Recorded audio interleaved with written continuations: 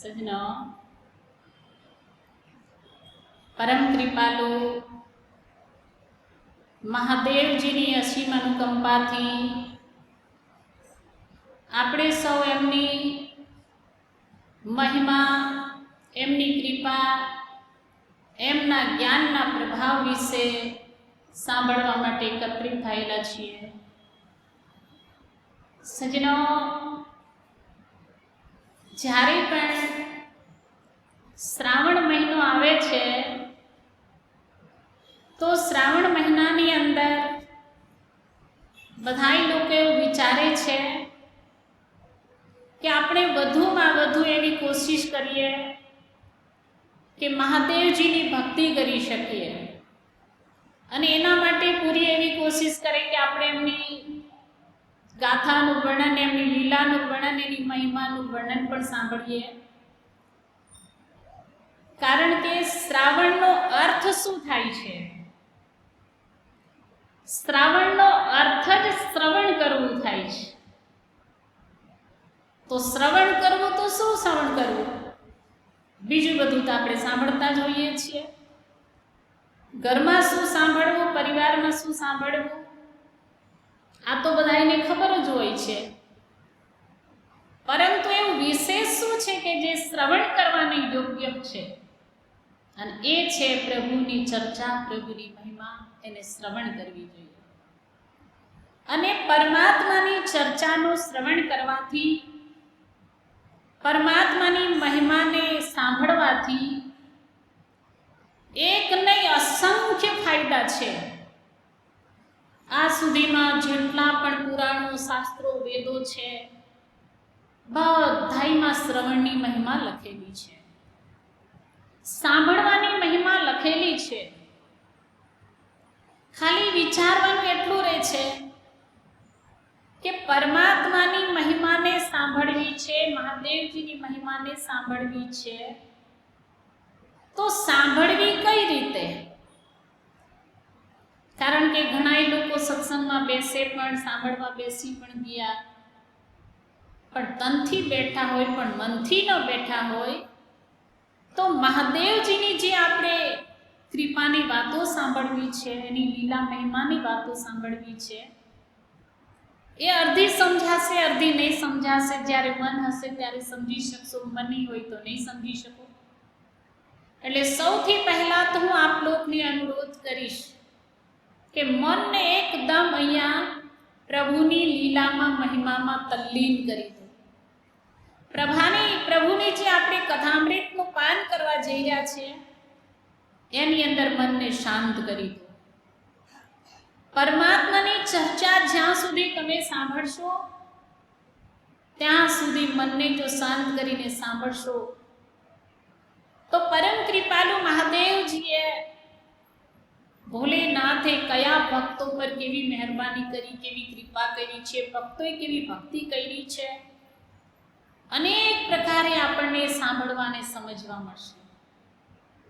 તો હું આપ લોકોને એ જ બતાવીશ કે એકદમ શ્રવણ ધ્યાનથી કરશું. કારણ કે સત્સંગની અંદર તલ્લીનતા એ મહત્વપૂર્ણ છે. તલ્લીન હશો તો એક એક શબ્દને તમે સમજી શકશો. તલ્લીનતા નહીં હોય તો એ શબ્દ તમારાથી છૂટી જશે. હવે હું એ બતાવવા ચાહીશ આપ લોકોને કે આપણે સત્સંગમાં જઈએ, પ્રભુની મહિમા સાંભળીએ, સંતો પાસેથી એવા ધર્મ ગ્રંથો વિશે સાંભળતા હોઈએ છીએ, તો એ સાંભળવાથી શું થાય છે? જ્યારે આપણે સત્સંગ સાંભળીએ ને ત્યારે આપણી મનની અનેક પ્રકારની ભ્રમણાઓ દૂર થાય છે. સાથે સાથે જે જીવનની અંદર અનેક પ્રકારના દોષ છે, આ દોષ આપણાથી દૂર કઈ રીતે થશે એ આપણને પ્રભુની મહિમા સાંભળવાથી ખબર પડે છે. જીવનમાં આપણી અંદર અત્યારે તો કેટલા દોષ હોય છે. અનેક ઇન્સાનની અંદર અનેક પ્રકારના દોષ છે. કોઈની અંદર કામ, ક્રોધ, લોભ, મોહ, અહંકાર, કોઈમાં વધુ, કોઈમાં ઓછા, બાકી લગભગ લોકોની અંદર આવા દોષ હોય છે. ઘણાઈને લાગે છે કે આપણો તો કોઈ દોષ છે જ નહીં, પરંતુ વધતા ઓછા કંઈક ને કંઈક અંશે દોષ વિકારો આપની અંદર પડેલા હોય જ છે. જ્ઞાની સંતોને મહાન પુરુષોની જે મહિમા સાંભળીએ છીએ, એનાથી ધીરે ધીરે સાંભળતા સાંભળતા એમના શબ્દો પર મનન કરવાથી વારંવાર જે આપણી અંદર વિકારો ઉછળીને આપણને પરેશાન કરતા હોય છે, આ બધા વિકારો શાંત થાય છે. પરંતુ એકવારથી નથી થતો, વારંવાર પ્રભુની મહિમા સાંભળવી પડે છે, પ્રભુના ગુણાનુવાદ સાંભળવા પડે છે. સાંભળ્યા પછી એનું ચિંતન કરવું પડે, મંથન કરવું પડે. આવું જ્યારે કરવામાં આવે ત્યારે આપણી અંદરથી થોડા દોષો દૂર થતા જાય છે. આપણે તો ઘણીવાર એવું સાંભળેલું પણ હોય કે કેવા સઠ, કેવા પાપી લોકો પણ સત્સંગ દ્વારા સુધરી ગયા છે. તો એ ક્યારે એનામાં પરિવર્તન આવ્યું હશે? ક્યારે એની અંદરથી બધા દોષ નીકળી ગયા હશે, દોષથી એ દૂર થઈ શક્યો હોય? કે એણે જ્યારે સત્સંગ સાંભળ્યો હોય, સત્સંગને હૃદયમાં ઉતાર્યો હોય, સત્સંગ ઉપર ચિંતન મંથન કર્યું હોય ને જે ગ્રહણ કર્યું હોય તે પાપથી મુક્ત થઈ ગયો હોય, પાપથી રહિત થઈ શક્યો હોય. બાકી તો કીધું વ્યક્તિની અંદર બધા દોષ તો ઠીક, અગર એક દોષ પણ અગર વ્યક્તિની અંદર રહી જાય ને તો પણ વ્યક્તિને શાંતિ ન લેવા દે. એવું જ એક ઉદાહરણ હું શિવ પુરાણની અંદરથી બતાવું. શિવ પુરાણમાં બતાવવામાં આવ્યું છે કે રાવણે મહાદેવજીની ખૂબ ભક્તિ કરી, એટલી ભક્તિ કરી, એટલું તપ કર્યું કે મહાદેવજીનો પરમ ભક્ત બની શક્યો. એટલી એમણે ભક્તિ કરી છે અને એની ભાવના એટલી જબરજસ્ત હતી રાવણની અંદર. રાવણના મુખેથી ખાલી એક પ્રાર્થના નીકળેલી, સ્ત્રોત નીકળેલો, જેને શિવ તાંડવના નામથી આપણે જાણીએ છીએ. એવું કેવું એને કાવ્ય રચ્યું હશે, કેવી એના મુખેથી વાણી નીકળી હશે કે જે શિવ તાંડવના નામથી આપણે જાણીએ છીએ. તેણે ખૂબ પ્રેમ અને ભાવથી ગાયું અને ભક્તિની અંદર એટલો બધો આગળ હતો, ભાવના ખૂબ સારી હતી. એટલે તો એક સમયે રાવણને એવો વિચાર આવે છે કે મહાદેવજી કૈલાસ પર્વત પર નિવાસ કરે, હું લંકામાં નિવાસ કરું. એવું કંઈ કરું કે હું મહાદેવજીની સમીપ રહી શકું હંમેશા. તો એણે એવું વિચાર કર્યો કે હું રોજ તો ત્યાં જાઉં નહીં, રોજ ભગવાન અહીંયા ન આવે, એના કરતા આખા કૈલાસ પર્વતને ગુંચકીને લંકામાં લઈ આવું. એટલે મારે ભગવાનથી સમીપ રહેવાય, ભગવાન મારાથી ક્યાંય દૂર ન જાય. એટલે એ ભાવનાથી રાવણ કૈલાસ પર્વત પાસે જાય અને એની અંદર એટલું બળ હતું, એટલા બધા વરદાનો મેળવેલા હતા, એટલી બધી ભાવના ભક્તિએ ભરેલી હતી, પ્રેમી હતો. એના બળે કૈલાસ પર્વતને ઉંચકવા માટે કૈલાસ પર્વતની નીચે હાથ નાખે છે. જ્યારે કૈલાસ પર્વતને ઉંચકવા જાય છે તો કૈલાસ પર્વત હલવા લાગે છે. કાર્તિકેય મહારાજ, ગણેશ મહારાજ, માતા પાર્વતીજી મહાદેવજીને પૂછે છે કે પ્રભુ, આજ સુધી તો કોઈ દિવસ કૈલાસ પર્વત હલ્યો નથી, આજે કૈલાસ પર્વત હલે છે કેમ? મહાદેવજીની લીલા તો મહાદેવજી જાણે, એમને તો ખબર જ હતી. પણ જ્યારે આવું કહેવામાં આવ્યું એટલે મહાદેવજી કીધું કઈ વાંધો નહીં, હમણાં હું શાંત કરી દઉં કૈલાસ પર્વતને. એમ કરીને ભગવાને ચરણ ઉપર આસન લગાવેલું હતું, ચરણ ઉપર હતો, એ ચરણને નીચે મૂક્યો એટલે કૈલાસ પર્વત સ્થિર થઈ ગયો. ભગવાનના ચરણ સ્પર્શથી શું કામ ન થાય? ભગવાનના શ્રી ચરણોની એટલી મહત્તા છે, એટલી વિશેષતા છે. કૈલાસ પર્વત તો શું, એ ચાહે એને સ્થિર કરી શકે. મહાદેવજીએ જેવો ચરણ મૂક્યો એટલે કૈલાસ પર્વત સ્થિર થઈ ગયો છે. પણ સ્થિર થવાથી થયું શું? રાવણના બે હાથ પેલા પર્વતની નીચે હતા, બે હાથ દબાઈ ગયા. રાવણના હાથ દબાયા એટલે રાવણ ખૂબ બૂમો પાડવા લાગ્યો. એની બૂમ સાંભળીને નંદી ત્યાં જાય છે. નંદી પૂછે છે શું થયું? તો કે છે મારા હાથ આની નીચે આવી ગયા છે, હવે કોઈ રીતના હું ખેંચું તો નીકળતા નથી, હવે શું કરું? નંદીશ્વર મહારાજ એને પ્રેરણા આપે છે કે રાવણ, આમાંથી નીકળવાનો એક જ ઉપાય, મહાદેવજીને પ્રાર્થના કરું, એ તમારી રક્ષા કરી શકે. હવે મરતા ક્યાં નહીં કરતા, રાવણના તો હાથ પીસાતા હતા, બિચારા કેઈ કરવા માટે તૈયાર હતા.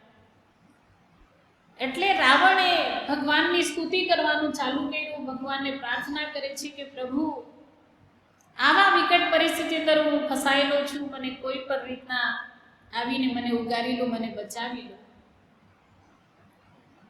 રાવણ પ્રાર્થના કરે છે, એની પ્રાર્થના સાંભળીને મહાદેવજી પ્રગટ થાય છે. અને મહાદેવજી રાવણને કહે છે, રાવણ શું થયું? તો કે છે પ્રભુ, મારા હાથ નીચે દબાઈ ગયા છે, તમે કૃપા કરો, આનાથી મુક્ત થઈ શકું. મહાદેવજીની કૃપાથી રાવણના હાથ નીકળી ગયા અને હાથ જોડીને ભગવાનની પાસે બેસી ગયો. ત્યારે મહાદેવજી કહે છે, રાવણ તું શું કરી રહ્યો હતો? રાવણ કહે છે, પ્રભુ, મને એક એવો વિચાર આવ્યો તો, એવી ભાવના જાગી હતી કે સંસારમાં મારા જેવો કોઈ પરમ ભક્ત નહીં, હું તમારો સર્વશ્રેષ્ઠ ભગત છું, તો હું તમારાથી દૂર કેમ રહી શકું? એટલે મેં વિચાર્યું કે મારાથી ભગવાન હંમેશા સમીપ નજદીક રહે એવું કંઈક કરું. એટલે કે છે હું તમને કૈલાસ પર્વત સહિત ઉંચકીને લંકામાં લઈ જવા માટે તૈયાર થઈ ગયો, તો એ કામ કરતો હતો. મહાદેવજીએ બહુ સરસ એક વાત એમને સંભળાવી છે, એ જ સમજવા જેવું છે. મહાદેવજીએ રાવણને કીધું, રાવણ,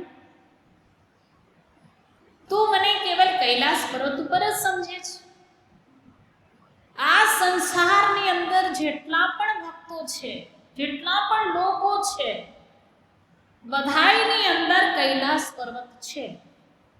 અને એ કૈલાસ પર્વત ઉપર જ્યાં જ્યાં કૈલાસ પર્વત છે, ત્યાં ત્યાં હૃદયરૂપી કૈલાસમાં હું પોતે નિવાસ કરું છું. કેટલી સરસ મજાની વાત છે કે ભગવાને પોતે જ રાવણને કહી દીધું છે કે ભગવાનનું નિવાસ સ્થાન ક્યાં છે. વ્યક્તિ અગર ભગવાનને એક જ જગ્યાએ સમજે તો વ્યક્તિની ભૂલ છે. ખુદ મહાદેવજી જ કહે છે કે બધાયના હૃદયરૂપી કૈલાસની અંદર હું નિવાસ કરું છું. એનો મતલબ કે આપણા બધાયનું હૃદય કૈલાસ પર્વત છે. તો કૈલાસ પર્વત ઉપર તો ભગવાન હંમેશા નિવાસ કરે છે. એનો મતલબ થયો કે આપણા હૃદયની અંદર હૃદયરૂપી કૈલાસ પર પ્રભુ બિરાજમાન છે. હવે ખાલી એને જોવા માટેનો તો પ્રયત્ન કરવાનો છે તો ખરા બધાયની પાસે, બધાયના હૃદયમાં છે, તો પછી દેખાતા કેમ નથી? તો મહાદેવજીએ પોતાના કૈલાસ પર્વત ઉપર ન દેખાવાનું એક કારણ છે કે વ્યક્તિમાં એટલા બધા દોષ છુપાયેલા હોય. રાવણની પણ તો આ જ ભૂલ થઈ ગઈ, ખાલી એમ સમજતો હતો કે કૈલાસ પર્વત ઉપર જ પ્રભુ બિરાજમાન છે. અને એને કારણે એક તો રાવણની અંદર એટલું મોટું એક આવરણ હતું. અને તમે શબ્દથી સમજી તો ગયા જ હશો કે કયું આવરણ રાવણને નડ્યું. રાવણે વિચાર કર્યો, મારા જેવો દુનિયામાં બીજો કોઈ જ નહીં, મારા જેવો પરમ ભગત કોઈ નહીં.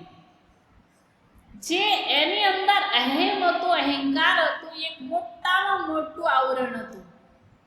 એ આવરણને કારણે રાવણને પોતાના હૃદયરૂપી કૈલાસ પર્વત પર મહાદેવજી બિરાજમાન છે એ એમને દેખાતા નથી.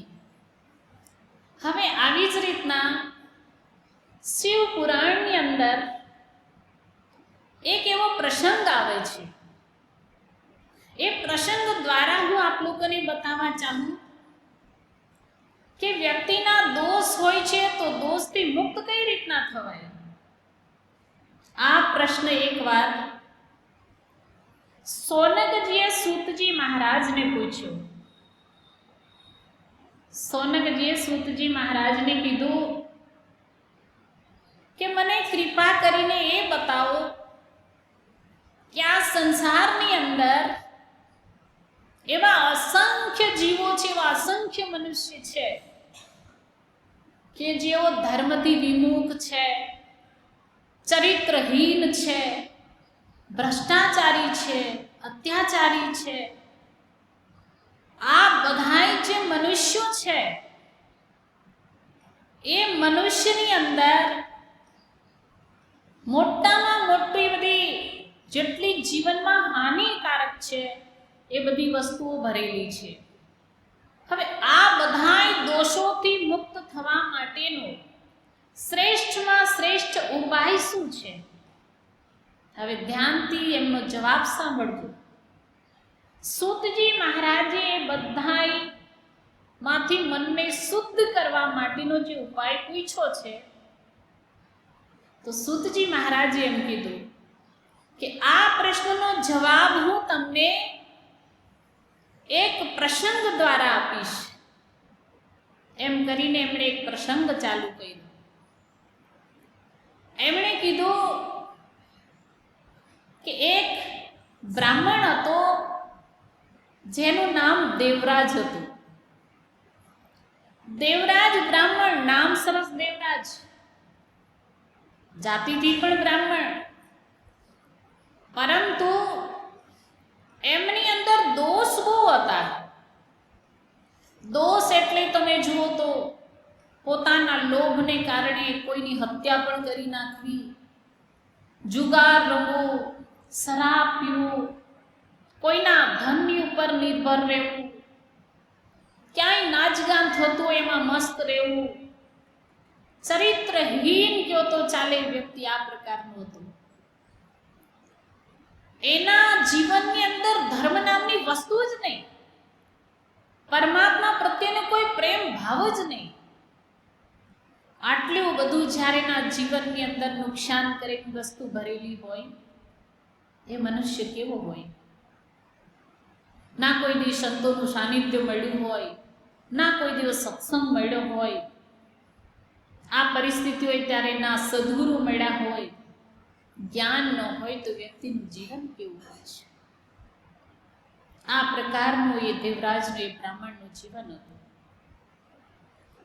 એક સમયે આવી જ રીતના એ બહાર એક ગામથી કોઈ બીજા ગામ જઈ રહ્યો હતો. પોતાના ગામથી નીકળ્યો, બીજા ગામમાં જતા જતા હજી પહોંચતા પહોંચતા બીજી જ જગ્યાએ સમય ઘણો થઈ ગયો. પોતે થાકી ગયો. એણે વિચાર કર્યો કે હું પેલા ગામ સુધીમાં તો હું નહીં પહોંચી શકું, ચાલો રસ્તામાં કોઈ પણ જગ્યાએ હું વિશ્રામ કરી લઉં. એ બ્રાહ્મણ વિશ્રામ કરવા માટે આજુબાજુમાં જુએ છે કે કોઈ એવી જગ્યા હોય તો હું ત્યાં વિશ્રામ કરું. એટલે એની નજરમાં એક શિવાલય પડે છે, મહાદેવજીનું મંદિર નજરે પડે છે. મંદિર નજરે પડ્યું એટલે એને વિચાર કર્યો કે આ મંદિરના ઓટલે આરામ કરવો. એટલે મંદિરના ઓટલા ઉપર આરામ કરવા જાય છે. એ પોતે સૂતેલો છે, પણ એ મંદિરની અંદર તમારી જેમ બધા શ્રદ્ધાળુ લોકો બેઠેલા હોય છે, ત્યાં ઋષિગણ બેઠેલા હોય છે, સંત ભક્ત લોકો બેઠેલા હોય છે, અને ત્યાં ભગવાનની સુંદર મહિમાના વખાણ થઈ રહ્યા હોય છે. ભગવાનના ચરિત્રના ગુણગાન થઈ રહ્યા હતા. મહાદેવજીની અસીમ કૃપાની વાતો થઈ રહી હતી. આ બ્રાહ્મણ ઓટલા ઉપર સૂતો સૂતો બધું સાંભળે છે. આજ સુધી કોઈ દિવસ આવી ચર્ચા એને સાંભળેલી નહોતી. કોઈ દી મંદિરમાં ગયો નથી, કોઈ સંતોનું સાનિધ્ય લીધું નથી. સંત શું, જ્ઞાન શું, ભક્તિ શું, ભગવાન શું, કાંઈ કોઈ દી મનમાં નહોતું. પહેલી વાર તો એને બધી ભગવાનની મહિમાની વાતો સાંભળી સુતા સુતા. આવી રીતના બધાય ચર્ચા સાંભળે છે અને પેલો પણ સૂતો સૂતો સાંભળે છે. સંજોગે થયું એવું કે એવો તાવ ચડ્યો કે ત્યાંથી નીકળી ન શક્યું, જવાનું હતું ત્યાં નહીં જઈ શક્યું. એટલે ત્યાં એણે વિચાર કર્યો કે હવે ઊભો થઈ શકે, મારામાં ક્ષમતા નથી, ચલો કઈ વાંધો નહીં, અહીંયા સૂતા સૂતા ભગવાનની કંઈક ચર્ચા કરે છે તે સાંભળીશ. સૂતેલો છે અને સાંભળતો જાય છે. આમ કરતા કરતા 1 દિવસ, 2 દિવસ, 1 અઠવાડિયું, 15 દિવસ, આમ દિવસો પર દિવસો વ્યતીત થવા લાગ્યા છે. તાવ ઉતરવાનું નામ નથી. એટલો તાવ ચડ્યો, આખો મહિનો જતો રહ્યો, તાવ ઉતર્યો નહીં. એણે કોઈને કીધું નહીં અને સૂતા સૂતા બધું સાંભળ્યું. પણ મહિના પછી એનું પ્રાણ પંખી ઉડી ગયું છે, એનું શરીર છૂટી ગયું, શ્વાસ નીકળી ગયા છે, પરમાત્મા શરીરમાંથી નીકળી ગયા છે. જ્યારે એનું શરીર પૂરું થયું, આત્મા નીકળી ગઈ શરીરમાંથી, તો યમના દૂતો લેવા માટે આવે છે. યમના દૂતો એને ફાંસમાં બાંધીને યમલોક લઈ જાય છે. જ્યારે યમલોકમાં પહોંચ્યા એટલે તરત આ બાજુથી મહાદેવજી એમના પાર્ષદોને મોકલ્યા અને મહાદેવજી એમ કીધું કે જાઓ, એ જીવને મારી પાસે લઈ આવો. એમના પાર્ષદો ત્યાં યમપુરીમાં પહોંચ્યા ને એમ કીધું કે આ જીવાત્માને તો અમારે ભગવાન પાસે લઈ જવાની છે. યમના દૂતો કે છે અમને આદેશ આવો દેવે, ગમે લઈને આવ્યા.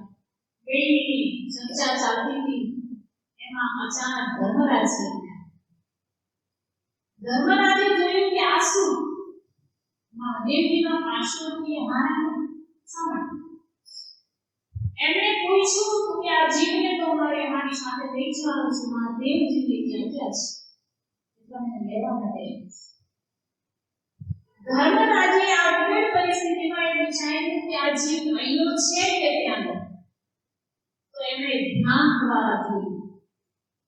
એમણે પોતાની સુરતાને આત્મમય બનાવી, પરમાત્મામય બનાવીને ધર્મરાજે ધ્યાન દ્વારા જોયું તો ખબર પડી આખું એનું જીવન જોયું.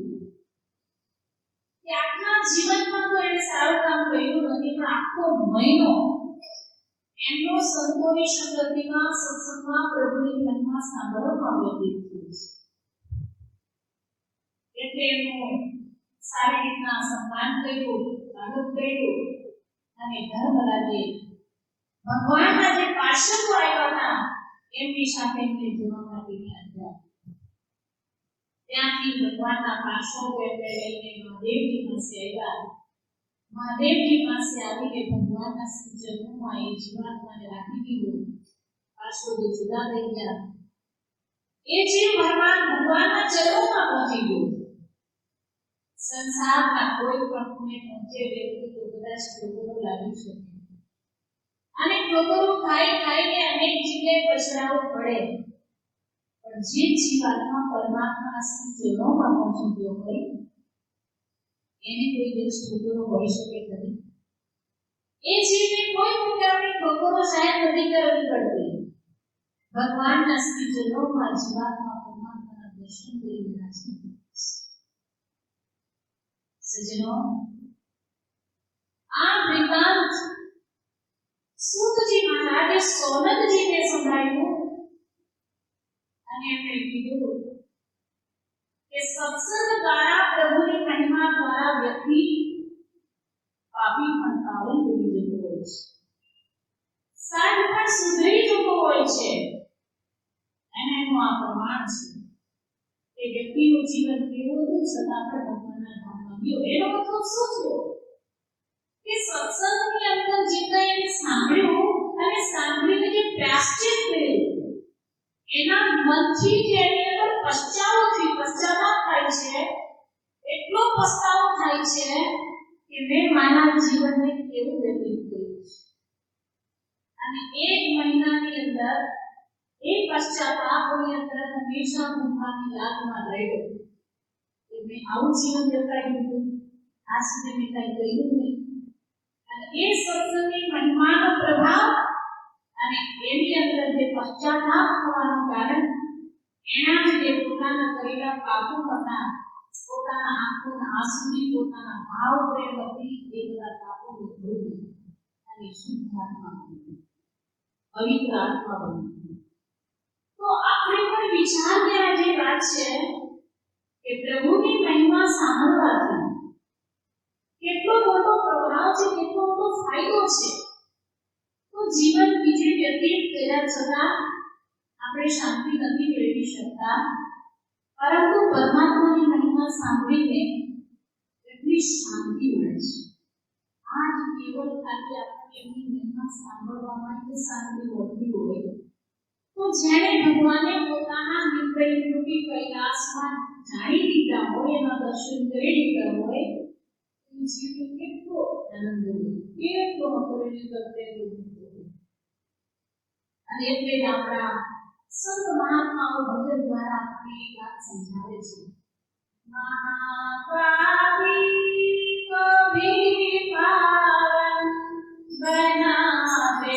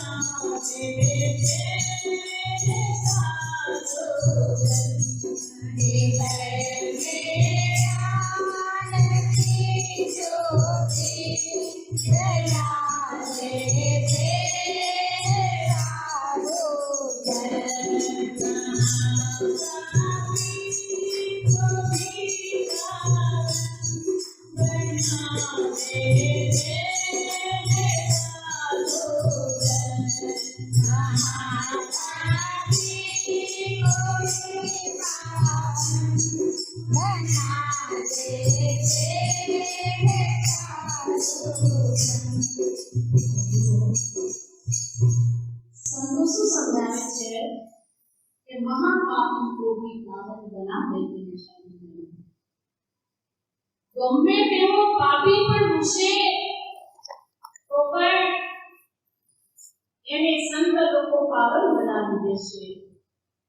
એવી રીતના તો હૃદયની અંદર જ્ઞાનની જ્યોતિ પ્રગટાવી દે છે અને એનાથી એ મહાન બની શકે છે.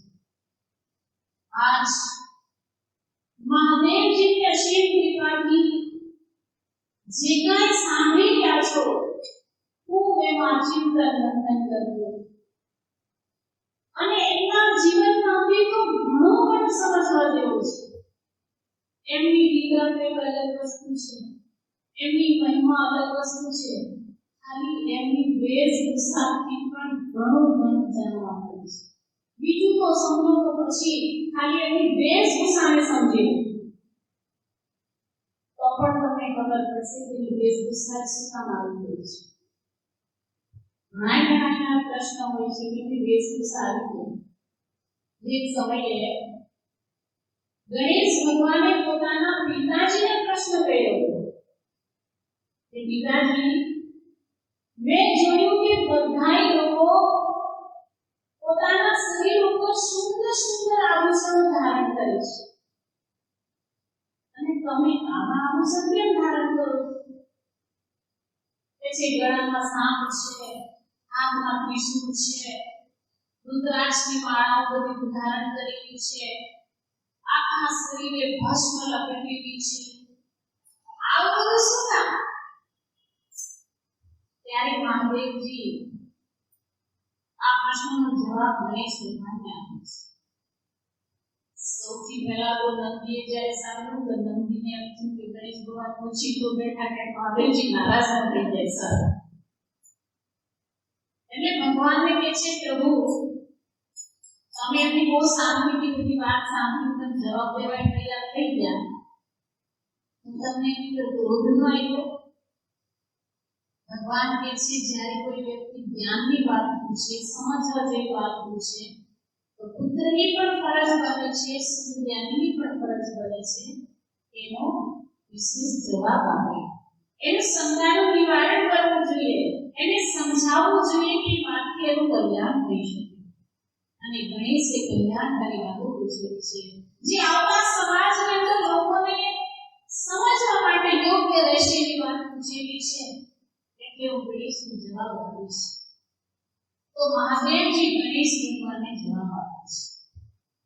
સૌથી પહેલા ભગવાને એમ કીધું કે ગણેશ જે મેં રુદ્રાક્ષ ધારણ કરેલું છે એનું કારણ છે એ સમયે કે જે હું ધ્યાનની અંદર બેઠો અને ધ્યાન કરતા કરતા કરતા કેટલાય વર્ષો વીતી ગયા, મને કઈ ખબર નહીં પડી અને એકદમ ધ્યાનની અંદર મગ્ન રહ્યો.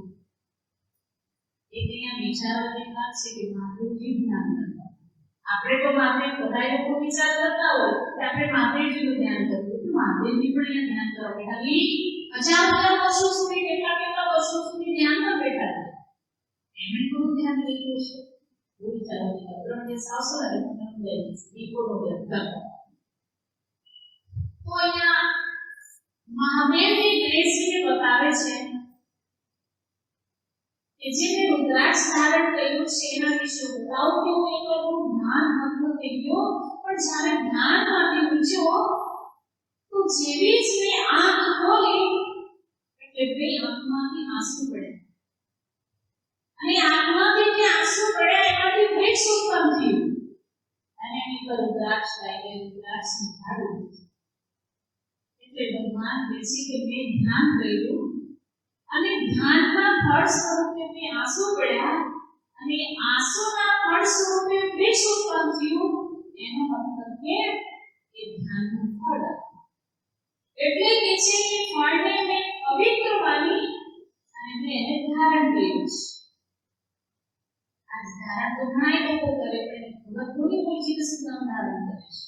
અને ભગવાને તો પોતે ધ્યાન કર્યું ને જ્ઞાનનું ફળ હતું એટલે પવિત્ર છે ને હજી પણ આપણે પવિત્ર માનીએ છીએ. તો ભગવાને આપ્યું એવું ધ્યાન કર્યું કેવો પ્રેમ હશે કે એમના આંખોમાંથી અચાનક આંસુ છલકી આવ્યા હશે. ભગવાનના દર્શન કેવા એમને કર્યા હશે કે આનંદની અનુભૂતિ દ્વારા આંખોમાંથી આંસુ છલકાઈ ગયા હશે. આ વસ્તુ નથી સમજતા. ખાલી હવે રુદ્રાક્ષને પહેરવાનું એટલું સમજાઈ ગયું પણ બાકીનું બધું એ નથી સમજાતું. ગણેશ ભગવાનને મહાદેવજી આ કારણ સમજાવે છે એટલે હું રુદ્રાક્ષ ધારણ કરું છું. ત્યારબાદ ગણેશ ભગવાન કહે છે તો પછી તમે અહીંયા ચંદ્રને શું કામ ધારણ કર્યું છે? ત્યારે મહાદેવજી એનું ધારણ કર્યું. એ સમયે ચંદ્ર સ્થાપિત થયેલા હતા અને શ્રાપને કારણે બહુ પીડિત હતા. ઋષિમુનિઓના કહેવાથી ચંદ્રે મારી તપસ્યા કરી, મારી સાધના કરી અને જ્યારે હું પ્રસન્ન થયો ત્યારે મેં એમ કીધું કે ચંદ્ર માંગો શું જોઈએ છે? ત્યારે ચંદ્રે કીધું કે પ્રભુ હું હંમેશા તમારી નજીક રહું, તમારા મને હંમેશા દર્શન થાય એવું હું ચાહું છું અને જ્યાં હું અહીં રહું છું ત્યાં પણ તમારી કઈક નિશાની રહી જાય એવું તમે કરો. તો જે જગ્યા પર ચંદ્ર ધ્યાન કરતા હતા એ જગ્યા પર ગુજરાતમાં સોમનાથની જગ્યા છે. જ્યારે સોમનાથના નામથી આપણે ઓળખીએ છીએ. સૌથી પહેલું જ્યોતિર્લિંગ છે આપણા સોમનાથની. તો એમણે જે ખાલી પ્રતીક રૂપે શિવલિંગ બનાવીને ભગવાનની જે તપસ્યા કરવામાં આવી હતી તો ભગવાને પ્રાર્થના કરવાથી ભગવાને વરદાન આપ્યું કે હંમેશા હું મારા મસ્તક ઉપર તને ધારણ કરીશ અને જ્યાં ત્યાં તપસ્યા કરી છે ત્યાં આ લિંગની અંદર હું મારો આત્મ જ્યોતિર્લિંગ પ્રગટ કરીશ અને એની અંદર સ્થાપિત કરવાથી આ જ્યોતિર્લિંગના નામે લોકો હવે પછી તારા નામથી અને મારા નામથી એના લોકો પૂજા કરશે અને સોમેશ્વરના નામથી ઓળખશે. એ આપણે સોમનાથની અંદર આ કહાની બની છે. તો ગણેશ ભગવાને મહાદેવજીએ કીધું કે ચંદ્રમાને ધારણ કરવાનું એક આ કારણ છે અને બીજું કે ચંદ્રની અંદર એક શીતળતા છે. વ્યક્તિ શાંત રહી શકે ચંદ્રમાની જેમ ઠંડા રહી શકે એના માટે મેં આ લોકોને સમજાવવા ચંદ્રની માથા ઉપર કરેલું છે. તો ગણેશ ભગવાને કીધું, પિતાજી રુદ્રાક્ષની વાતો મને સમજાઈ ગઈ, ચંદ્રની વાત મને સમજાઈ ગઈ, પણ તમારા તો ગળામાં સાપ છે, તો આ ગળામાં સાપનો આભૂષણ શું કામ? બધા લોકો તો કેટલા કિંમતી આભૂષણો ગળામાં પહેરે, અને તમને બધાને ખબર જ છે કે કોઈ ચાંદીના પહેરે, કોઈ સોનાના પહેરે, કોઈ ઘરેના પહેરે. પણ ભગવાને એનો જવાબ બહુ સરસ આપ્યો છે. ગણેશ ભગવાને કહેતા મહાદેવજીએ કીધું, પુત્ર આ મેં ગળામાં ધારણ કર્યું છે આભૂષણ કે જેમાં કોઈ આસક્તિ જ નથી. સાપને જોઈને આસક્તિ થાય, સોનું ચાંદી હોય તો થાય, પણ સાપને ગળામાં લપેટી લાવો જોઈએ, કોઈ જો તમારી વાય પડશે તો રહેવું પડતો, કારણ કે સાપમાં કોઈ આસક્તિ થવાની જ નથી. નાગ દેવતાને ધારણ કર્યા છે, નાગ જોઈને કોણ આસક્તિ થાય? તો ભગવાન ગણેશ ભગવાનને કહે છે કે મેં આ ગળામાં એટલે ધારણ કર્યું કે કોઈ આસક્તિ જ કોઈની થાય જ નહીં, હાથ લાવવાનું છે. અને ભગવાને પોતે નાગ દેવતાને પોતાના ગળામાં ક્યાંથી ધારણ કર્યા છે? તો એક સમયમાં વાસુકી નાગ ધ્યાન કરે છે, પરમાત્માની સમીપ જવા માટેની કોશિશ કરે છે, મહાદેવજીની ભક્તિ કરે છે. ભોળાનાથ, ખરેખર ભોળાનાથ, ભોળે શંભુ જેવી જ કે છે મેં વાસુકીએ સાધના કરી એટલે મેં સાધનાના સ્પર્શો દર્શન દીધા. મેં કીધું શેના માટે તે મને બોલાવ્યો છે, આ શું જોઈએ છે? ત્યારે વાસુકીએ કીધું કે પ્રભુ હું હંમેશા તમારી સમીપ રહેવા છું, હું તમારાથી દૂર જવા માંગતો જ નથી, કારણ કે તમારો વિરોધી મારા સહાયની વાળી વાત છે, એટલે હંમેશા હું તમારી સમીપ જ રહી શકું એવી મારી મહેરબાની. એ કારણ, અને એક કારણ બીજું હતું કે જ્યારે સમુદ્ર મંથન કરવાનું હતું તો સમુદ્ર મંથન વખતે પર્વતને તો મધ્ય બનાવી દીધું, નવાઈ બનાવી દીધું, પણ મેં પર્વતને ખેંચવો શેનાથી? તો વાસુકીને કીધું કે વાસુકી ના કહેના ધર્મ કાર્ય માટે ભક્ત છે. વાસુકીએ કીધું કે કઈ નહીં, હું દોડાની જેમ પર્વત સામે લપેટાઈ જઈશ, એક તરફ મારા મોઢા તરફ કોઈ રહેશે, એક ગુજરાત તરફ રહેશે, અને તમે કઈ બાજુથી ખેંચશો એટલે આ પર્વત દ્વારા સમુદ્ર મંથન થશે. તો વાસુકીના તૈયાર થાય છે.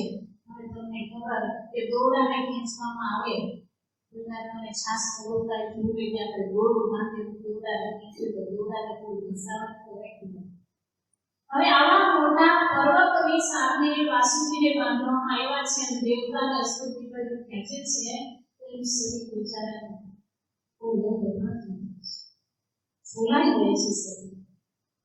ત્યારે ભગવાને કીધું કે તે આવી રીતના મદદ કરી છે ધર્મના કાર્ય માટે, હું હંમેશા તારી યાદ રાખીશ અને તને મારી સાથે રાખીશ. તો ત્યારથી મહાદેવજીએ વાસુકી નાગને પોતાના ગળાનું આભૂષણ બનાવ્યું. એના કારણથી કે છે પિતા ગણેશ, હું અહીંયા વાસુકી નાગને ધારણ કરી નાખું છું, કોઈને આસક્તિ ન થાય અને એની જે ભાવના હતી એ પણ પૂરી થઈ ગઈ, ધર્મનું કાર્ય પણ થઈ ગયું, એટલે મારા ગળાને ધારણ કર્યું. ત્યારે ગણેશ ભગવાન મહાદેવજીને પૂછે છે, પ્રભુ હજી મને પ્રશ્ન થાય છે, તમે આખા અંગે ભભૂતિ શા માટે છોડો? લોકો તો સારી વસ્તુ પહેરે, સારા વસ્ત્રો પહેરે, તમે તો આખા શરીરે કે છે ભભૂતિ છોડી રાખેલી છે, લગાવી રાખેલી છે. ત્યારે ભગવાન જવાબ આપે છે કે જે મેં ભભૂતિ લગાવી છે, રાખ લગાવેલી છે. એ રાખ લગાવવાનું કારણ એ છે કે જ્યારે પણ લોકો મારી વેશભૂષાને જોશે અથવા મારી આ રાખને જોશે, એને નશ્વરતાનું જ્ઞાન થશે કે આ જે કાયા છે, પંચભૌતિક દેહ છે, એ પણ નશ્વર છે, આનો પણ નાશ થાય છે અને સ્મશાનમાં લઈ જઈને સળગાવી દીધા પછી રાખ થઈ જશે.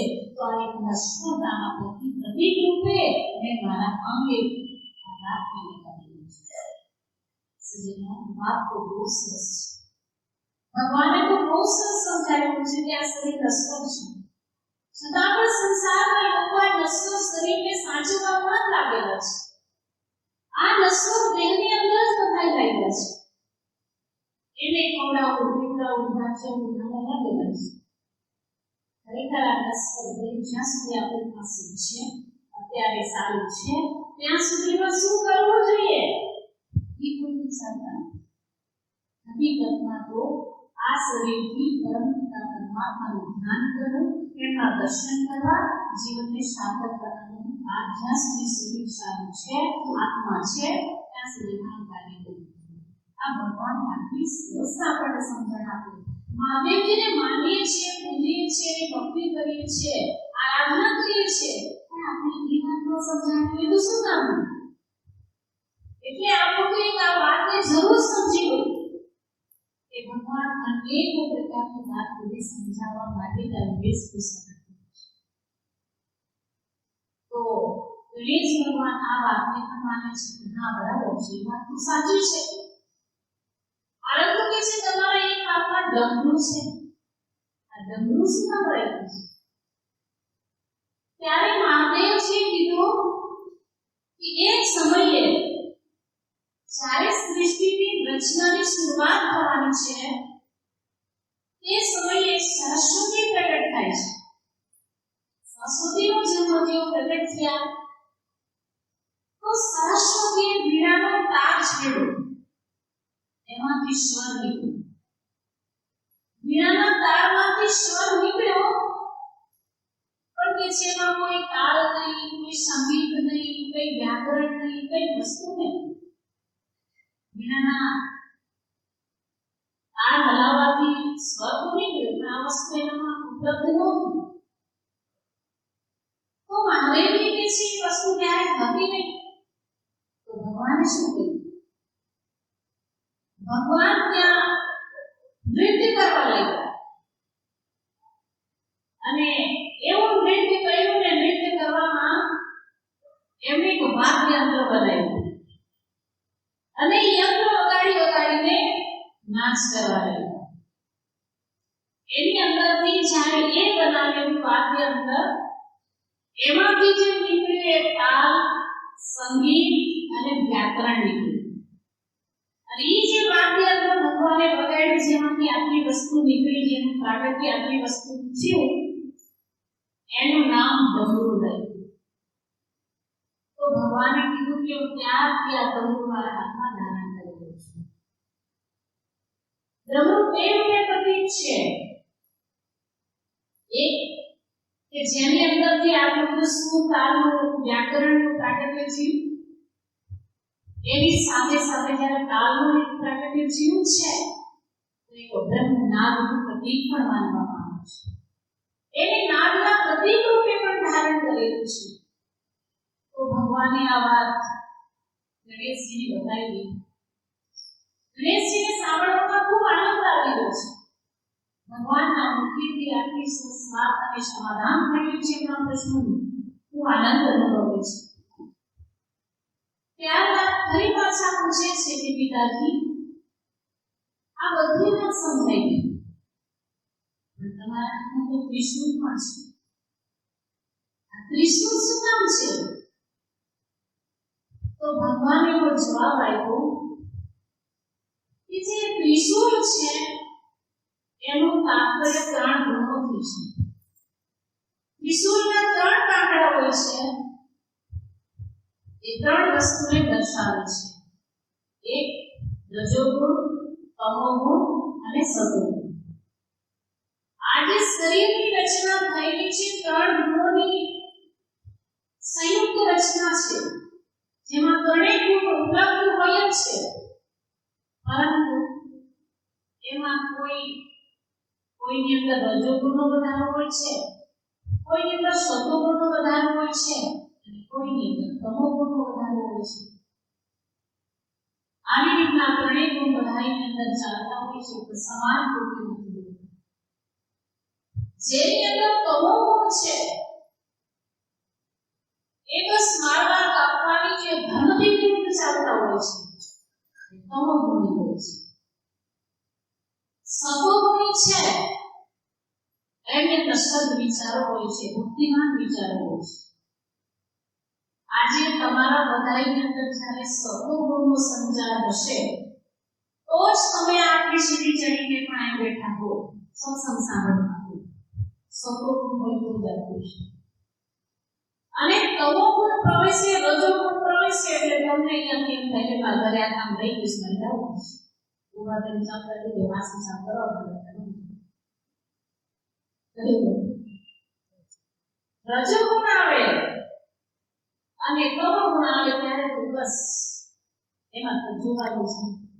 માર્કેટ ચાલુ થાય, ગાડી ચાલુ થાય, આ તમોગુણ. તો મહાદેવજી ગણેશ ભગવાને બતાવે છે કે આ ત્રિશુળની જે વાત છે ત્રણ ગુણો બનાવી છે. ત્રણ ગુણોનો પ્રતિક ત્રિશુળ છે. આવી જ રીતના ભગવાનની બધી વેશભૂષાની અંદર કંઈક વ્યવહાર વાત કરેલી છે. જેમાંથી વ્યક્તિ જોતાની સામે વૈરાગ્યને ધારણ કરી શકે. પણ લોકો તો રોજ દર્શન કરી તો વૈરાગ્ય સાંભળી ન આવે. એનું કારણ શું? દર્શન તો કરતા હોય પણ આ વસ્તુ તો સમજવાનું હોય, આ સમજવાનું હોય એટલે તો મહિમામાં બેસવું પડે. મહિમામાં મળે તો આ બધી વસ્તુ જાણવા મળે. તો એમની એક એક વસ્તુમાંથી વૈરાગ આપણને મળે છે. વૈરાગ ધારણ કરવાની ઈચ્છા થાય, વૈરાગી થવાની ઈચ્છા થાય, એનો મતલબ એક નંબર સુધી થતા. પરંતુ વ્યક્તિ જે અનેક પ્રકારની માયાની અંદર જે આસક્ત થયેલો હોય, વિશે વાસનાઓમાં આસક્ત થયેલો હોય, એમાંથી એની આસક્તિ ઘટતી હોય છે અને પરમાત્મા પ્રત્યેની પ્રીતિ, પરમાત્મા પ્રત્યેનો પ્રેમ એ વધતો જતો હોય છે. ભગવાનની વેશભૂષાનો તમે સાંભળી લીધી. હવે હું આપ લોકોને માતા પાર્વતીજી વિશે બતાવું કે ખરેખર આભૂષણ વિશે માતા પાર્વતીજીને પણ ભગવાન શંકરે બહુ સરસ વાત સમજાવી છે. એક સમયે કૈલાસ પર નારદજી આવ્યા. નારાયણ નારાયણ કરતા નારદજી પહોંચી ગયા અને માતા પાર્વતીજીને કહે છે, માતા બધી સૌભાગ્યવતી નારીઓ, સ્ત્રીઓ તો ગળામાં બધા ઘરેણા ધારણ કર્યા હોય, નાકમાં પહેર્યું હોય, કાનમાં પહેર્યું હોય, ગળામાં પહેર્યું હોય, અને તમે કઈ આભૂષણ ધારણ કર્યા, તમારી ધારણ કરવા જોઈએ. નારદજી આટલું કહી રહ્યા. પણ માતા પાર્વતીજીને વિચાર જમવા નારદજી કહી ગયા, મારે આ વસ્તુ પહેરવી જોઈએ. મહાદેવજીની પાસે જે માતા પાર્વતીજી કીધું કે પ્રભુ બધી સ્ત્રીઓ આ બધું ધારણ કરે, આભૂષણો ધારણ કરે, મારે કોઈ આભૂષણ નથી, મારે આભૂષણ ધારણ. મહાદેવજી કહે છે કે તમારે આભૂષણ ધારણ કરવા હોય તો હું કે છે થોડી એવી મારા ચરણોની ભભૂતિ આપું છું, લઈને કુબેર પાસે જાઓ. એને કહેજો કે આના બદલામાં જે કંઈ આવે એ મને આપો, એ તમને આપશે. પાર્વતીજીએ દેવી ભગવાનના ચરણોની ભભૂતિ ચરણ રથ લીધી, કુબેર પાસે પહોંચ્યા. કુબેર પાસે જઈને માતા પાર્વતીજી વાત કરી કે આ ભગવાનના ચરણોની ભભૂતિ છે, ચરણોની રથ છે, આની બદલીમાં તમારા ભંડારમાંથી જે આપી શકાતું હોય તેની બદલીમાં આપો.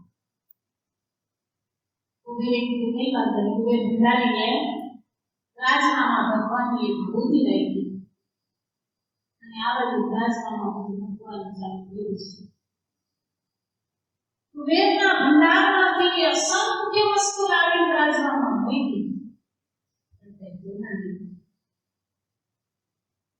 કુબેરે કીધું, માતા, આની બદલીમાં હું મારા ભંડાર ખોલી નથી શકતો. તમે એમ કરો, મારા ભંડારમાં જેટલું છે ને બધું લઈ જાઓ, ખાલી આ એક મૂકી જાઓ ભંડારમાં. પ્રભુતિ છે બેટી મૂકો, બાકી બધું લઈ જાઓ. માતા પાર્વતીજી તો એમ થોડી લઈ જઈએ, હું મારે પૂછવા જવું પડશે. માતા પાર્વતીજી બીજાને તો આવેલા ને કે આવું બધું છે, એને આવું બધું પૂછવું પડશે. એટલે માતા પાર્વતીજી પાછા કૈલાસ પરત ગયા મહાદેવની પાસે અને કહે છે, સ્વામી, કુબેર ભંડારીએ તો આવું કીધું ને આવું થયું, શું કરું? તો ભગવાને કીધું કે હજી તમે સમજી નહીં શીખો કે અગર ચપટીના દૂધની અંદર જો આટલી બધી વિશેષતા હોય તો આ બધું કુબેરના ભંડારમાંથી ધારણ કર્યા કરતા આ એક ધારણ કરી લેવું તો નથી.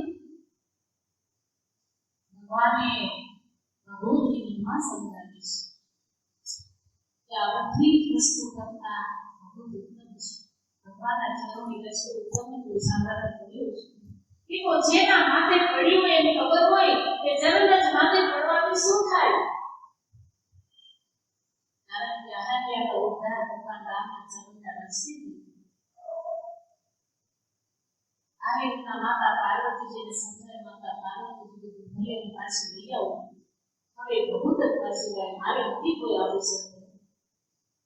ભગવાને કીધું, આભૂષણ પહેરાથી કઈ નથી થતું, પણ વૈરાગ્યવાન બધું ધારણ કરવાથી વ્યક્તિ વૈરાગ્યવાન બની શકે છે. પેલામાં તો આસક્તિ ઉત્પન્ન થશે.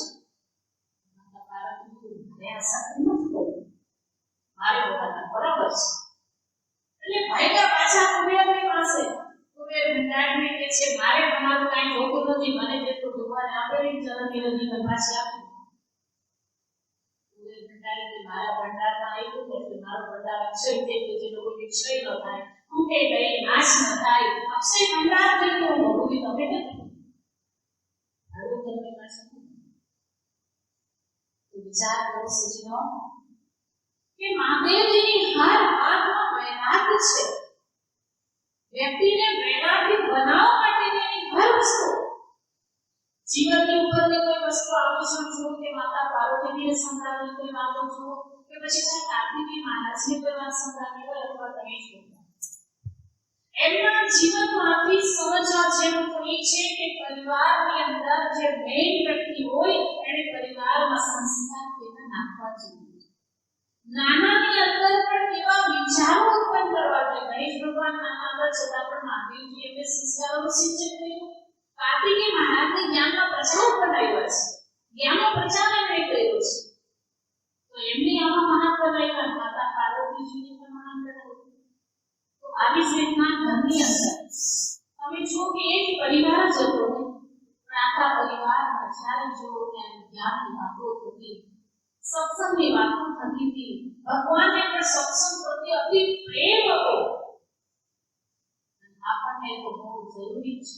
જો એમને સત્સંગ પ્રત્યે એટલો પ્રેમ હતો, આપણને સત્સંગ પ્રત્યે કેટલો પ્રેમ હોવો જોઈએ. એટલે જરૂરી છે કે આપણે આપણા જીવનમાં થોડો સમય કાઢીને પણ ભગવાનની ચર્ચા સાંભળવી જોઈએ, ભગવાનની મહિમા સાંભળવી જોઈએ.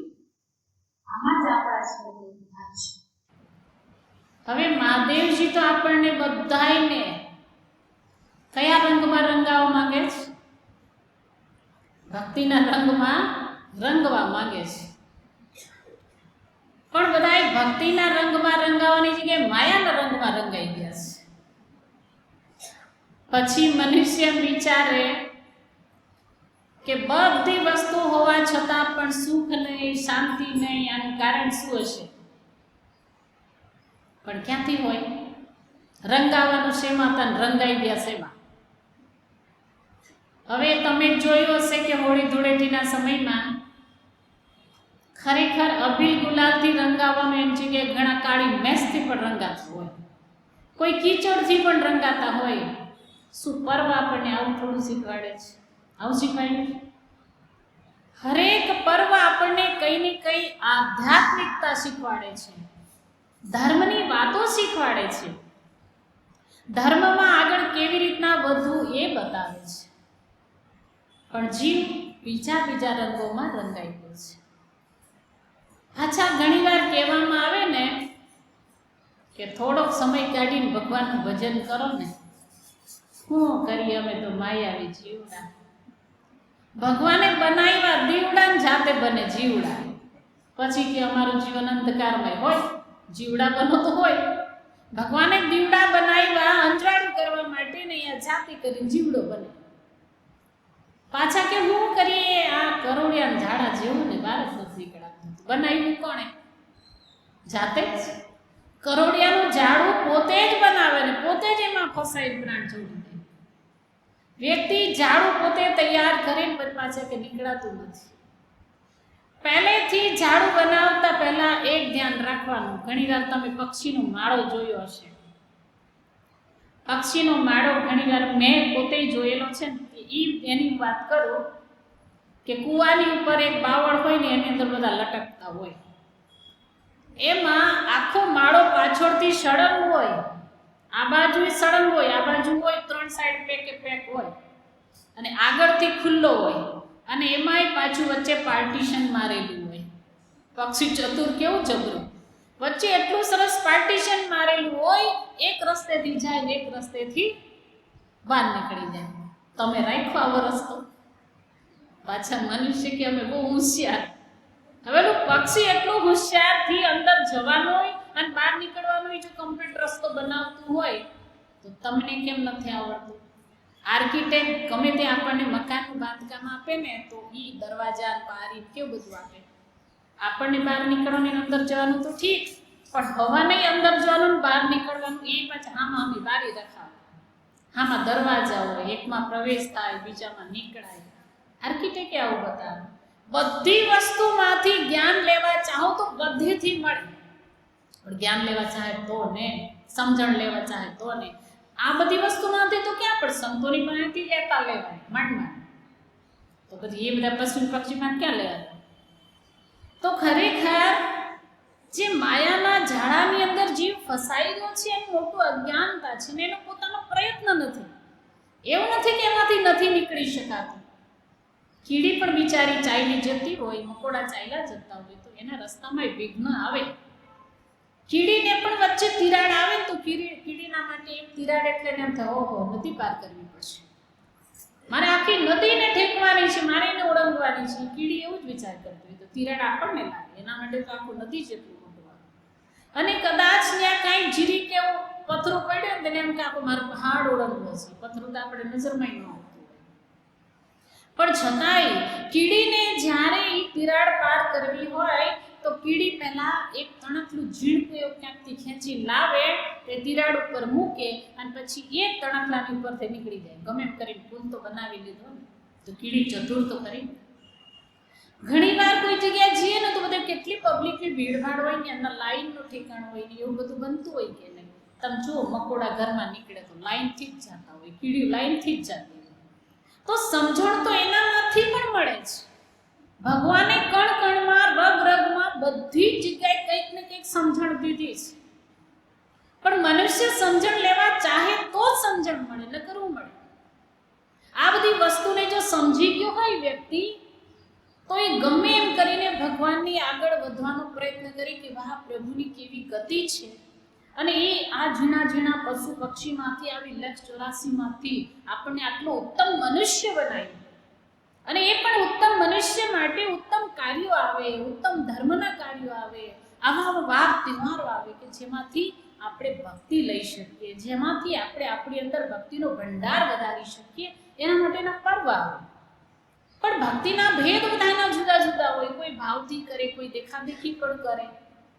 ઘણા લોકો પર્વની અંદર જતા હોય તો પૂજવા જતા હોય એવું ન લાગે, લગ્નમાં જતા હોય એવું તૈયાર થઈને જતા હોય, એમ જાય.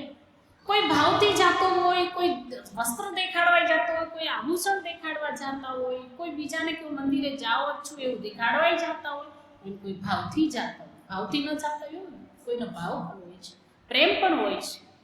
એટલે તો એકવાર માતા પાર્વતીજી મહાદેવજીને પ્રશ્ન કરે છે કે પ્રભુ, શ્રાવણ માસની અંદર બે વ્યક્તિ પૂજા કરે છે, પણ એ બેમાંથી ઉત્તમ પૂજા કોની એ મને બતાવો. તો એ બે વ્યક્તિમાંથી એક રાજા, એ રાજા પૂજા કરવા માટે જાય એટલે રાજા પાસે કોઈ કમી નહીં. સુંદર મજાનો સોનાનો થાળ હોય, કિંમતી કિંમતી વસ્તુ બધી મૂકેલી હોય અને બધું લઈને પૂજા માટે નીકળેલો હોય. અને એ પણ એ મોટી સવારી કરીને મંદિરે જઈને ત્યાં પૂજા કરતો હોય, બધું ચડાવતો હોય, ફૂલ ભેટ જે કાંઈ ચડાવવાનું ચડાવે. આ રાજાની પૂજા હતી. એક ભીલ હતો જે ત્યાં જંગલમાં જ રહેતો અને એ ઝાડવાની નીચે જ સૂઈ જતો. બસ એનું કોઈ મોટું ઘર ઝૂંપડું કાંઈ વસ્તુ મળે નહીં એની પાસે. એને વિચાર થયો કે શ્રાવણ માસ આવ્યો, મારે કંઈક ભગવાનની આરાધના ભક્તિ પૂજા કરવી જોઈએ, કંઈક કરું. એટલે એની પાસે તો આવું કંઈ થાળવાળ હતો નહીં. એને રાજાને તો જતા જોયા, પણ એને એમ થયું મારી પાસે આવી કોઈ વસ્તુ નહીં મળી, હું મહાદેવજીને કેમ બનાવું. તો એણે જંગલમાંથી થોડા કંઈક પાંદડા લીધા, પાંદડાને એકબીજાની સાથે જોડ્યા, નદીમાં જઈને એમાં પાણી ભર્યું, જંગલી કંઈક થોડા ફૂલો હતા એ ફૂલ તોડ્યા અને એ લઈને ભગવાનના દર્શન માટે ગયો. ભગવાનના દર્શન માટે આ બે ગયા. રાજાએ ગયા છે ને ભીલે ગયો છે. ભીલની પાસે આવી વસ્તુ છે, રાજાની પાસે એવી કિંમતી વસ્તુ હતી. છતાં પણ રાજા એની રીતના પૂજા કરે ને આ એની રીતના પૂજા કરે. એટલે માતા પાર્વતીજીને પ્રશ્ન થયો કે આ બેમાંથી ઉત્તમ પૂજા કોની. તો એક દિવસ મહાદેવજીએ કીધું કે કઈ નહીં, હમણાં જ સમય આવશે, તમને તમારો જવાબ મળી જશે. બે એક દિવસ પૂજા કરવા માટે ગયા તો બંને એક સાથે પહોંચે છે, પણ મંદિરમાં પ્રવેશ કરતા પહેલા રાજાએ જોયું કે મંદિર તૂટી રહ્યું છે. તો રાજાએ વિચાર કર્યો મંદિર તો તૂટી ગયું, હવે શું. એટલે રાજા પાછા જતા રહ્યા. અને પેલા ભીલને એમ થયું કે ઓહો, મંદિરની છત પડવા જઈ રહી છે, હમણાં છત પડશે તો મારા પ્રભુને વાગશે, એના માથે પડશે. મારા પ્રભુને ન વાગે, એવું શું કરું કે મારા ભગવાનને ન વાગે. મને ભલે વાગે, મારી ઉપર ભલે પડે, પણ મારા ભગવાનને કાંઈ ન થવું જોઈએ. બધું એની પાસે જીવો તો પૂજાનો સામાન ફેંકો અને દોડીને ગયો અને ભગવાનનું જ્યાં શિવલિંગ છે, શિવલિંગની ઉપર આમ હું તો સૂતો છે. સૂતો ને સીધું છત પડ્યું. છત પડ્યું ને પોતાની પીઠ ઉપર છત પડ્યું. રાજા મેલે પાછો વયો ગયો અને આ અહીંયા છતની નીચે આવ્યું છે. હવે તો તમે માતા પાર્વતીજીના જવાબની રાહ પણ હોય, તમે સમજી જ ગયા હશો કે ઉત્તમ પૂજા કોની કહેવાય. કોની કહેવાય? રાજાને. એની પાસે તો બહુ સારી વસ્તુ હતી. પરંતુ પૂજા શેનાથી કરો છો એના કરતાં મહત્વ શેનું? પૂજા તમે કેવા ભાવથી કરો છો, મહત્વ એનું હોય છે. દરેક વસ્તુ તમે ચડાવો, પણ દેખાદેખી ચડાવેલી હોય તો એ ભલે ભગવાનને પસંદ હોય તો પણ એ કિંમતી નથી, એ શ્રેષ્ઠ નથી. શ્રેષ્ઠ એ છે કે જે પરમાત્મા માટે વિચારતો હોય. ભીલે પોતાના શરીરનું નહીં વિચાર કર્યું, એણે તેમ વિચાર કર્યો કે મને વાગે તો વાંધો નહીં, પણ મારા ભગવાનને નહીં વાગે છે. એની પીઠ ઉપર છત પડી, પણ રક્ષક તો હતા ને નહીં આને. એની પાસે રક્ષક હતા એટલે એને રક્ષા કરી લીધી. એક સમયમાં મહાદેવજીએ નંદીશ્વરને એ જ કીધું હતું કે નંદી, તું વિશ્રામ કર, તારે કોઈ ચિંતા કરવાની જરૂર નહીં, કારણ કે તારા માથા ઉપર તો મારો હાથ છે. અને જેના માથા ઉપર મારો હાથ છે એને કોઈ ચિંતા કરવાની જરૂર નથી હોતી, એને કેવલ ચિંતન કરવાનું હોય છે. તું ધ્યાન કર, બાકી ચિંતા બિલકુલ નહીં કર. તારા માથા ઉપર મારો હાથ છે. હવે જેના માથા ઉપર હાથ હતો, ભીલે ભગવાનના માટે જ આટલી કુરબાની કરી હોય તો શું ભગવાન એને પાછળ સજીવન નહીં કરી શકે? ભગવાન એની પીડાને દૂર નહીં કરી શકે? ભગવાને એને ફરી પાછો ઉભારી લીધો. ભગવાને એના દર્શન લીધા. ભલે બિચારાએ જંગલી ફૂલ જ ચડાવ્યા હતા, ભલે પાંદડામાં જ જળ લઈ લઈને ચડાવ્યું હશે, પણ એને ભાવથી કરેલું હતું અને ભગવાનને સમર્પિત થઈ ગયો. ખાલી જળ સમર્પિત નહીં કર્યો, ખાલી ફૂલ સમર્પિત નહીં કર્યા, પોતે આખું સમર્પિત થઈ ગયું ભગવાનને સૃજનમાં. તો ભાવ આને કહેવાય, ભક્તિ આને કહેવાય. ખાલી દેખા દેખી કરો એ ભક્તિ નથી હોતી. દેખા દેખી ભક્તિ કા કબહુ ન ચડશી રહે. દેખા દેખી ભક્તિનો ક્યારેય રંગ નથી ચડી શકતો. એટલે આપણે તો ભોલેનાથની ભક્તિમાં રંગાવાનું છે, પણ કઈ રીતે, કયા રંગમાં રંગાવાનું છે? ભક્તિના રંગમાં રંગાવાનું છે ને ભક્તિના રંગમાં રંગાવું તો ભક્તિ કેવી કરવી જોઈએ? તો આ જાણીને, શીખીને, સમજીને પછી જો ભક્તિ કરવામાં આવે તો એ શ્રેષ્ઠ ભક્તિ છે. તો માતા પાર્વતીજીને જ્યારે આ દ્રશ્ય જોયું ત્યારે માતા પાર્વતીજી સામેથી ભગવાનને કીધું, પ્રભુ આજ હું સમજી ગઈ કે શ્રેષ્ઠ ભક્તિ કોની કહેવાય અને કેવી ભક્તિથી ભગવાન પ્રસન્ન થાય છે. સમર્પણ ભાવથી ભગવાન પ્રસન્ન થાય છે. આવી રીતના ભગવાનની ભોળાનાથની ભક્તિ કરવાની હોય છે. એટલે ખરેખર બધું આપણે સમજતા હોઈએ છીએ, પણ ગુરુ મહારાજજી જે સમજાવે ને તે કંઈક જુદી જ વાત હોય છે. અમને પણ એ જ વસ્તુ ગુરુ મહારાજજીએ સમજાવી. સદગુરુદેવ શ્રી સતપાલજી મહારાજજીની અસીમ કૃપાથી અમે લોકો પણ એ સમજી શક્યા કે ખરેખર ભગવાનનો ચાહે વૈકુંઠ કયો, કૈલાસ કયો, ચાહે 14 ભુવન લોક કયો, એ બધા જ આપણા આ હૃદય મંદિરમાં સમાયેલા છે, હૃદય જગતની અંદર સમાયેલા છે.